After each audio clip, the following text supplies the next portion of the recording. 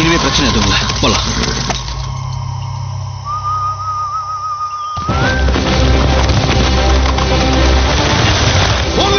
சீக்கிரம் அவங்கள சுத்தி வளைங்க.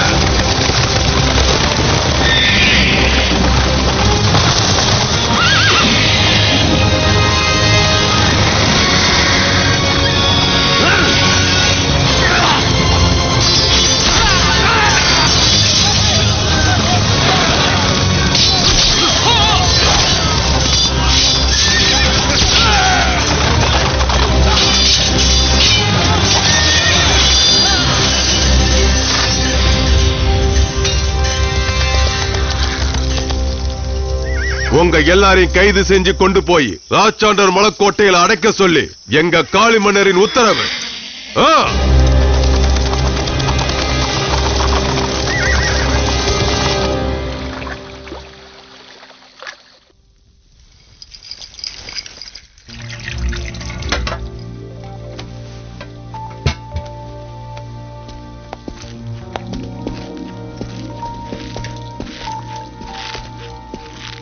நீங்க தந்த விருந்துக்கு ரொம்ப நன்றி.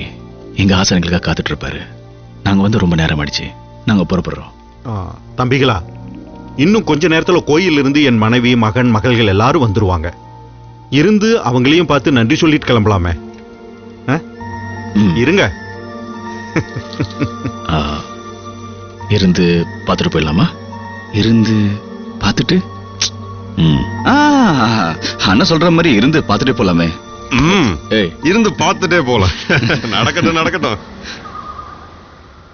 சின்ன மலை கொழுந்தோட குடும்பத்தை நாங்க மொத்தமா பிடிச்சிட்டோம். இத காளி மன்னன் கிட்ட சொல்லணும். காளி கிட்ட வேண்டாம். தாமரை எனக்கு கிடைக்காம செஞ்சா இல்ல அந்த பெரிய மலை குழந்தை. இந்த விஷயத்தை அந்த மதம் பிடிச்ச பெரிய மலை குழந்தை கிட்ட சொல்லு. அப்புறம் பாரு வேடிக்கை. சரிங்கய்யா. என்ன அவமானப்படுத்துறவங்களை நான் சும்மா விட மாட்டேன். திருமல, அந்த துரோக குடும்பம் எங்க இருக்குன்னு சொல்லு. அவங்கள ராச்சாண்டர் மலைக்கோட்டையில சிறை வச்சிருக்கான் ஐயா. சபாஷ்.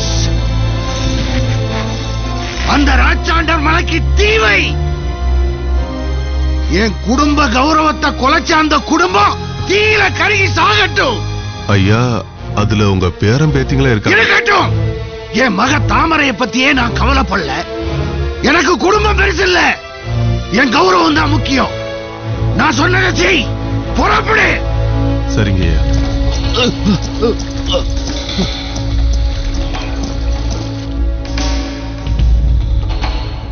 ஐயா.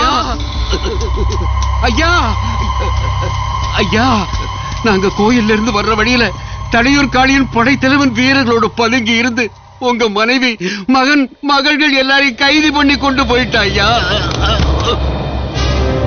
பொறுமைக்கு ஒரு எல்லை இருக்கு. அவங்களுக்கு பாடம் கற்பிக்காம விட மாட்டேன்.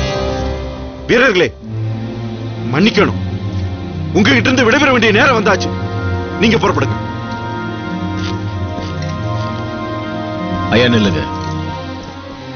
நாங்க உங்க வீட்டுல சாப்பிட்டுருக்கோம். நாங்க நன்றி இல்லாதவங்க இல்ல.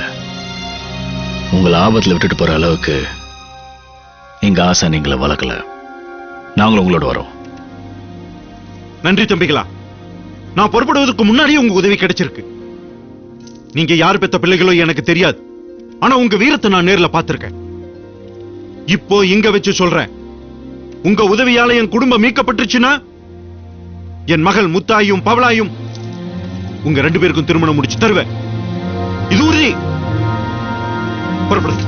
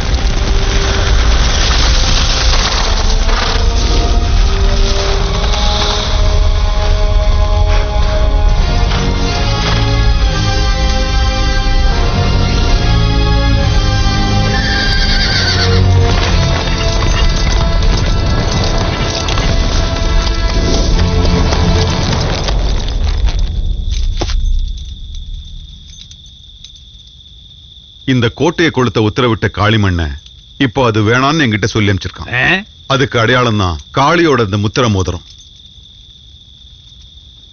கிழவா, நான் நம்ப தயாரா இல்ல. ம். காளியோட தளபதினா என்கிட்ட உன் சூழ்ச்சியா? சூழ்ச்சி இல்ல தம்பி. ஏய்! ஏய்!